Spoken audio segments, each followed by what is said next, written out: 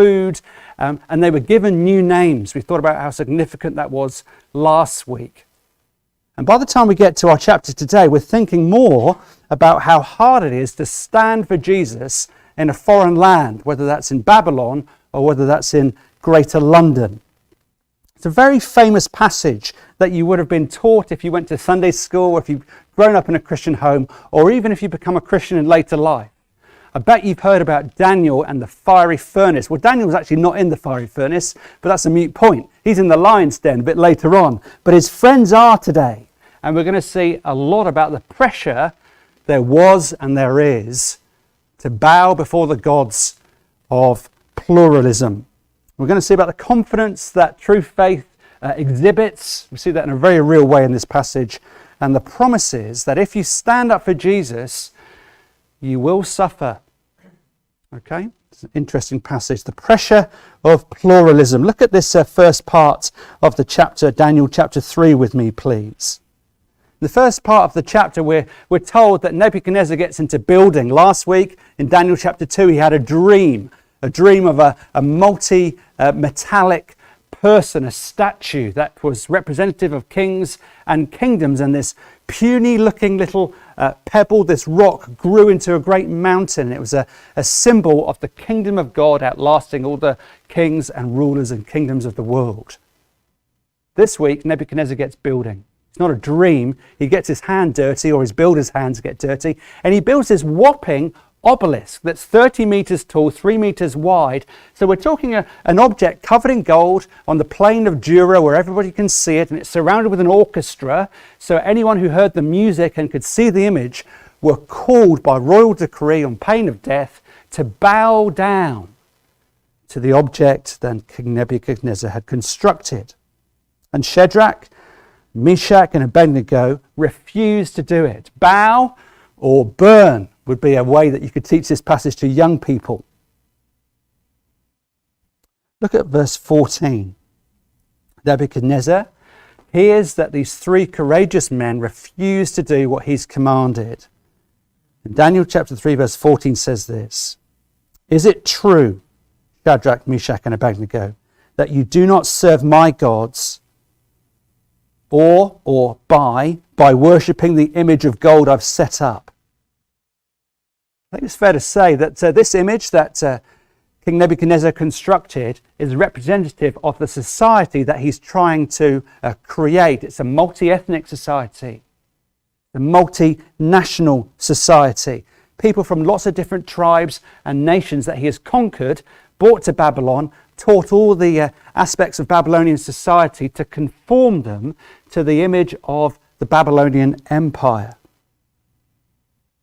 So there are many people in Babylon from different lands with different tongues and different clothes and traditions. And they also had different gods. But by setting up this huge object, this golden obelisk, missed out a K there, off the end, King Nebuchadnezzar is saying, you can keep your religion private. But when you hear the orchestra play, when you hear the bagpipes, there was obviously some Scots in Babylon, when you hear the bagpipes playing, you are to bow before my God. You can keep your God and your practices private, but in terms of public religion, this is the public religion that I want you to bow before and to worship. I want you to worship my God in addition to your God. It's the way that all great pluralistic societies function, whether it's in Babylon, Benidorm, Boston, London, any other words that begin with L or B. Every pluralistic society says you can keep your religion private, but there is a state-run religion, and that's a religion that you must bow before. And if you don't bow, you will burn in Nebuchadnezzar's fiery furnace, or you will burn, in the modern context, in the courts of public opinion. Pluralistic societies always say bow or burn.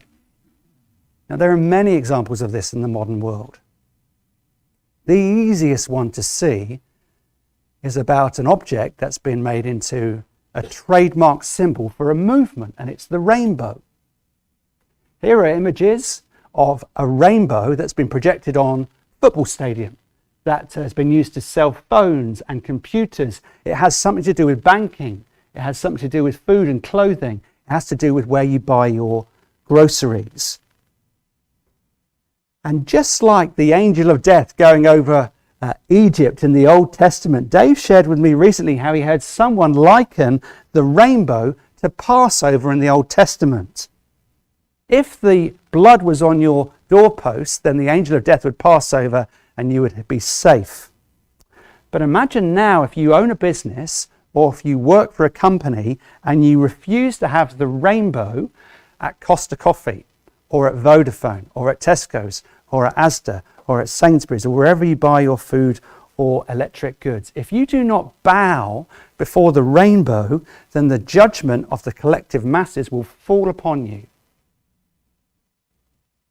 Bowing to the rainbow, the symbol of peace in the Bible, is now a key issue for Christians to wrestle with. It's not easy. It is difficult. It will come at a great cost if you say yes to Jesus, yes to obedience, and no to bowing before the rainbow and all that that entails. You can bow your head or you can bend your knee in the modern world. But Christians at the time of Babylon and the time of, in Greater London, the rainbow being used and weaponized, you could say, for the LGBTQ plus movement, is a great challenge for Christians to face. Because our society is saying, you can believe what you want in private, but in public you must affirm identity. You must affirm sexuality. You must affirm the rights of people. And it's a complex issue that sound bites will not answer. A lot of listening needs to be done, but also truth needs to be shared with courage and wisdom and love and sensitivity. And it's so hard, isn't it? We come as Bible-believing Christians before the Lord on a Sunday morning. We seek to listen to good things. We seek to read good material. We seek to understand the Bible. But the pressure is overwhelming in our culture that forms the vast part of our diary and of our week.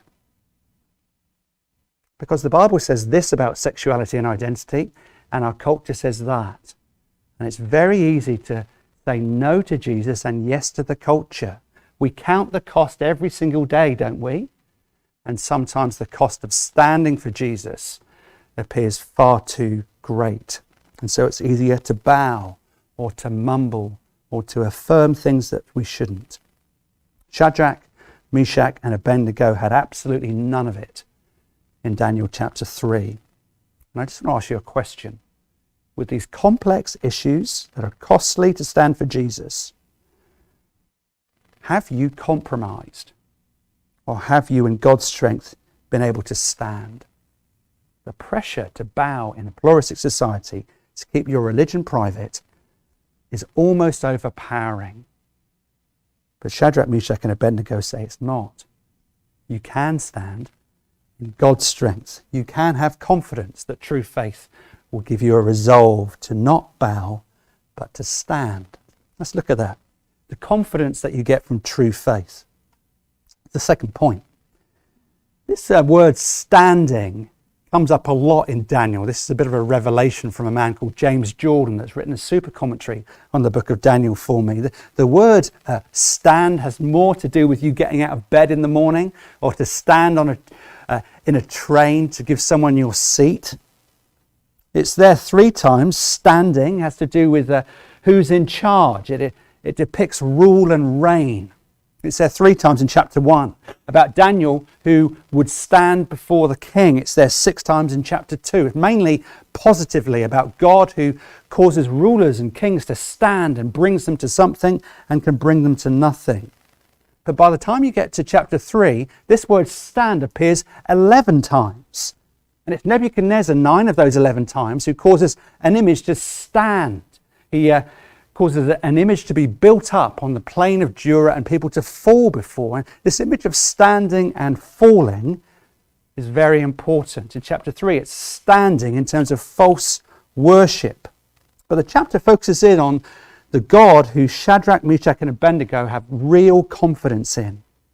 And we need to be careful. Like, who are these guys? Are these people who were kind of the Arnold Schwarzenegger of faith? Were they great men of strength and courage? I don't think they were.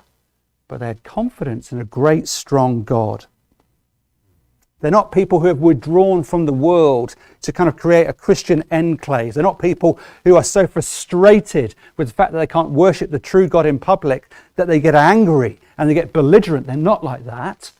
These are people, chapter 1, who have been trained and schooled in the things of Babylonian culture, and they work in the civil service. They work before the king. They've got good, well-paid, so to speak, jobs. They're deeply engaged and enmeshed in a foreign culture, in a foreign society, standing for Jesus. Like Daniel in chapter 1, they are absolutely resolute. They are determined.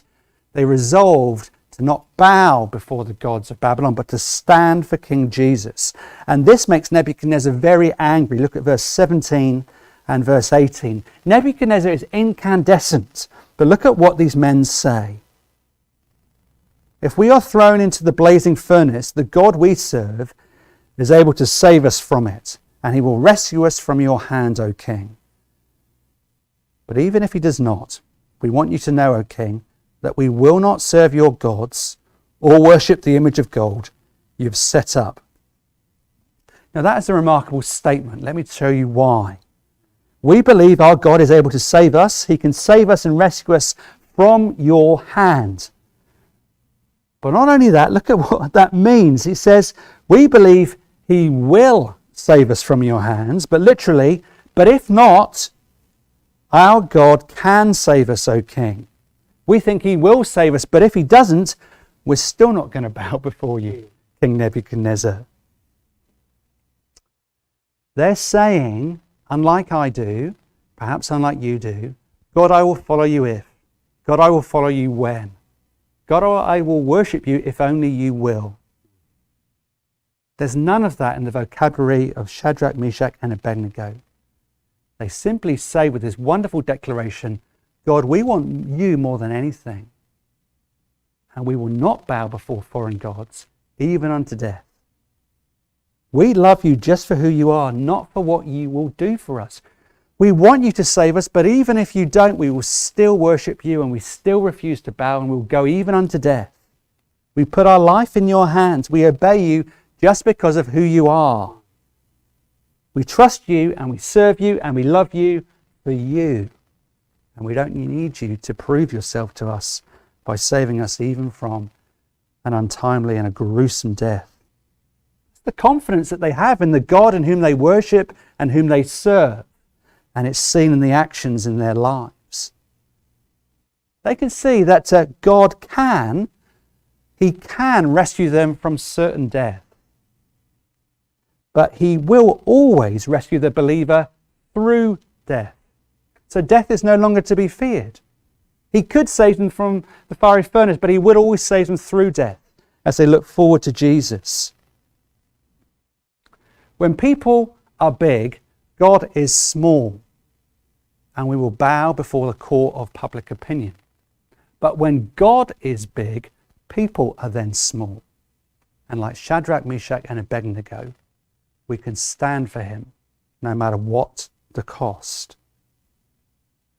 And Shadrach, Meshach, and Abednego have such a great God-centered view that they refuse to bow, and they, with confidence and faith in God, they stand in the most hostile of environments. But what happens next is shocking and surprising. The promise of suffering, the pressure to bow, the confidence of faith, and the promise of suffering. So Nebuchadnezzar is filled with fury. He's white hot. The temperature is not increasing gradually. It's whacked up to the max. And so he wants the furnace to be as hot as his own anger in his own heart. Filled with fury, verse 19. And so Shadrach, Meshach, and Abednego are bound, turbaned, cloaked, and led into this fiery furnace that is so hot. This always gets me. The soldiers who have to put more fuel on the fire lose their lives. It's that hot. Nebuchadnezzar, maybe he's rubbing his hands, maybe he's just spitting blood and teeth. He retreats to the vantage point where he can see what will happen. And here are the two shocking things that he sees. First of all, 3 people are just walking around. They're just walking around as if it's just a really hot furnace-like day like we've had a week of. The soldiers died getting near, but they're walking around unbound from their chains and unconcerned about the fire. The second surprise, of course, is that when he scratches his head to say, hang on, I put 3 people in there and now I see 4. The fourth, verse 25, looks like a son of the gods.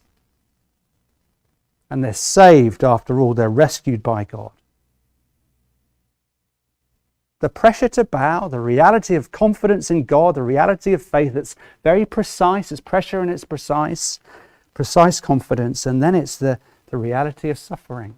The Bible speaks of suffering in every book because it's real.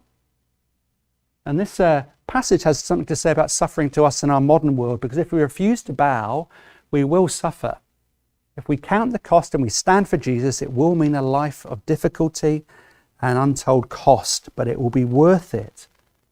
And this, metaphorically speaking, this image of a furnace is used throughout the Bible to describe the reality of suffering.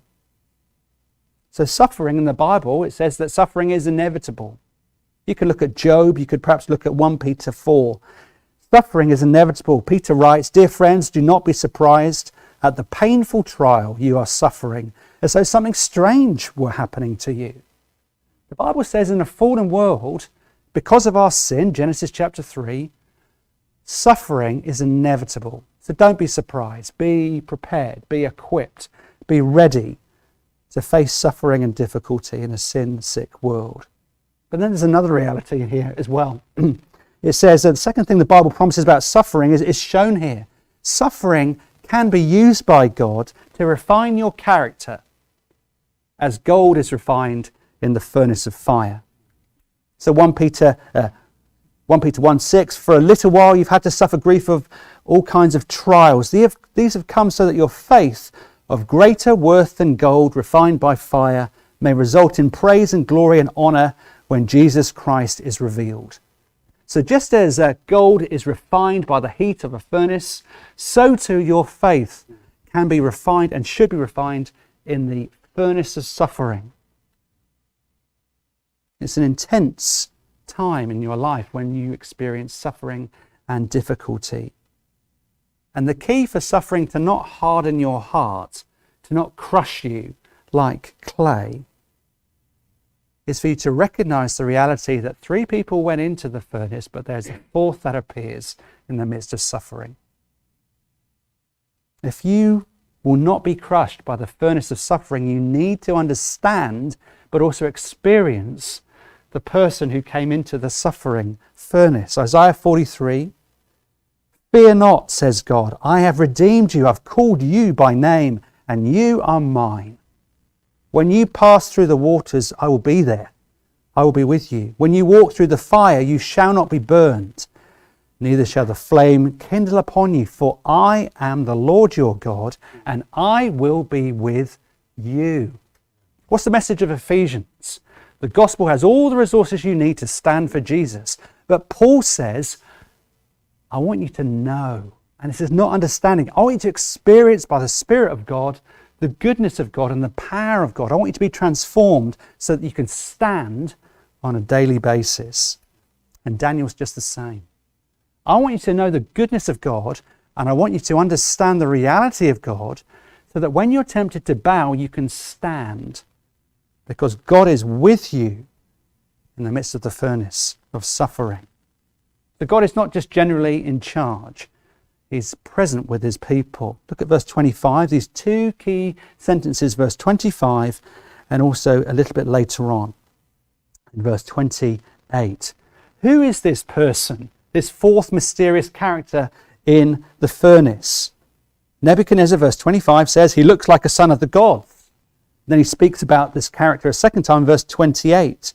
"Praise be to the God of Shadrach, Meshach and Abednego, who has sent his angel."